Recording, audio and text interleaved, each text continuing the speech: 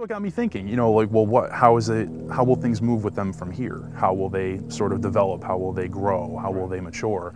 And over the last year, you know, I've kept a close eye on them. I've went to meetings at Occupy New Haven and at Occupy Hartford in Connecticut, and really, you know, started to see how they worked and how they were starting to not only work within their communities, but start to reach more regionally, you know, with the goal of becoming national, you know, with the event that they had in Philadelphia for the 4th of July. So it was a really interesting experience. It's amazing because we talk about social, can you use fiction film, I mean, especially you've spoken about this before, so to create social change. Ready. Ready. Ooh. So people just take it, oh, it's a movie, it's a fictional film, and that's nice, and it's got some interesting themes, but is that going to change the way that I do things? Is that going to change my life? I mean, I've had movies that have changed my life for sure. Like I said, the cynic in me says that that's not possible, but then I've seen it be possible, and yeah. I don't know, it's like trying to find some sort of truth in media. Well, I think the major thing is, like you mentioned, it's truth in storytelling. You know, no matter what kind of medium you're using, if you're telling a story that's emotionally resonant, emotionally accurate, emotionally true, people are going to take to it. Ready. Ready. There we go. And I think a lot of filmmakers who try to, you know, work in narrative and documentary, I think, you know, if they're working in social issues, that tends to be the forefront of it, and it tends to border more on propaganda than it does on storytelling. Gotcha. Okay. And that's in any, you know, realm, left wing, right wing, whatever. If you're looking at a story, and if you're placing a human story in the context of a social issue, I think you tend to do a lot better. Ready? Damn. 2-0, man. Come on. Is that more than people watch it say, well, you know, yeah, I resonate with that because that's happening to me, but is that changing anything for them? Or are they just kind of, are you making films that are just, people are like, oh, I don't feel so alone in this situation? Or are you making films to, like, get them to change? I mean, like, and I'll even go, you said documentaries and propaganda. I mean, I find a lot of documentaries are in some ways propaganda. There's also some, I mean, you have to, I mean, like, me and my wife were having a discussion about Michael Moore the other day, and the whole shooting thing that's happening in Colorado, and Bowling for Columbine. Yeah, Bowling for Columbine and stuff like that. What would he say about that now? And I was just like, oh, who gives a shit what Michael Moore would say about that now? Like, I mean, again, it's that reality versus this hyper reality that's. Well, and that's exactly the word, hyper reality, because it's not only reality, but you've also got sort of the crazy narrator leading you through the entire thing, and him injecting himself into the narrative, I think, is something that leads to kind of that polarization that a lot of people have with him. I personally don't mind it because I agree with a lot of what he says, but there are friends of mine that won't watch him, and they're moderates, and it's exactly because of that. You know, like it's about him. Ready. Ready.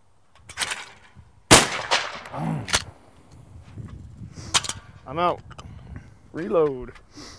I guess I'm just like, the reality of things and then the perceived reality in cinema are two very different things, and I'm wondering I wonder if people allow cinema to go beyond.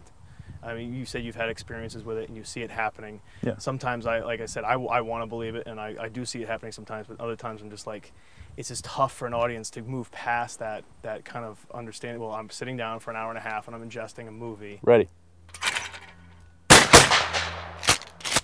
That was mine, sorry, man. You want to reload? You know, for me, I think if a fiction film shoots for connection with an audience, you know, for people to say, you know, wow, that's happened to me. Wow, that's something I've dealt with. You know, I think that's sort of the first hurdle you have to get to, I think. And from there, you know, if you have them hooked because it's common experience, then the hope is by watching this entertainment, you know, you're going to see, wow, there actually is another way to do it. So a lot of people, when we premiered in Seattle in May, people came up to me afterwards and said, you know, I've been through that situation. I've been in this. It felt like a documentary, and that I took that as a compliment. Oh, yeah, it was great. Because then they actually get beyond the hurdle of it being fake. Even though they know it's you know, I'm sitting down for a film and I'm watching it. But then they get beyond that hurdle, and then maybe they allow what you said, like you get a base there, and then they can start from there. Like, ready. Ready. It's not about the story in some cases. Okay, that's fine. But if you think of it, you know, with Rising Star being one example, but you think of another movie like North Country with Charlize Theron. That was another example. Another really beautiful, beautiful movie, but it's grounded in character. And it's grounded in emotion and drama and conflict and interpersonal issues. That film, to me, is a great social issue film. Interesting. Okay, you know what I mean? So that's another one to think of. I mean, you know, Norma Ray, obviously being another great example. You know, those films that, you know, deal specifically with very particular specific issues, but make it a human drama. That's where you get the connection, I think. Ready? Nice, dude. There we go. Nice. I think all of us, not just filmmakers, I think a large majority of people need to step out of the screen a little bit. Nope, and totally kind of start agree. being influenced by the world around them a little bit more. Yeah, that was something actually, you know, going back to my teaching this past year, that was a big influence for that. Like the kids that I saw that were coming through the film program at the school I taught at, their primary influence was other films and other TV shows. Right. And you got to stop and think, you know, well, okay, if you're going to be someone other than a writer or director or producer or creative storyteller, okay, that's not the end of the world. If you're a DP, it's good to always be looking for new influences and whatnot. Right. But if you're a creative storyteller and all you have as a reference is other filmed entertainment that you've seen, stuff that you make isn't going to ring true because it's not coming from pure experience. It's not coming from a reality that you've lived. 5-1. So I said, listen, you know, you guys need to get out and see this, whether or not you agree with it. Get out and look at what's going on, you know, because this is the reality that future entertainment might be based on. And that's where the core is. That's what you have to go back to. So whether it's, you know, a book that you love or a cross-country trip that you take right after you graduate, you know, or a political movement that you happen to take favor with and become interested in, you want to have that real-world knowledge and that real-world experience to base your stories from. Sure.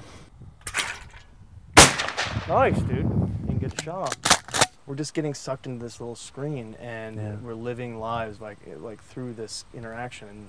And in some ways, I think that's what some people are like. Well, who are these people going down to this park and protesting? It's like they're trying to change the world. They're not just waiting for it to change around them and then participate only through purchasing these items or these new things. They're actually trying to sway and move things, and I think that's because I'll always be a filmmaker. I always want to make films, but I think the social change in fiction or just injecting that will help bring just a little bit of reality to things. And in order to do that, you have to be in it. So you have to be there. And I hope it kickstarts a whole new movement of cinema. You know, and I hope there's other movements that pop up beyond Occupy. Right. In every political stripe. You know, I mean, that just makes things more interesting, gets more viewpoints out in the open, and it creates a bigger dialogue. And then you bring that dialogue to cinema. It makes things a lot richer. Right. So I think we're on the cusp of something like that. Ready. Ready. Nice, dude.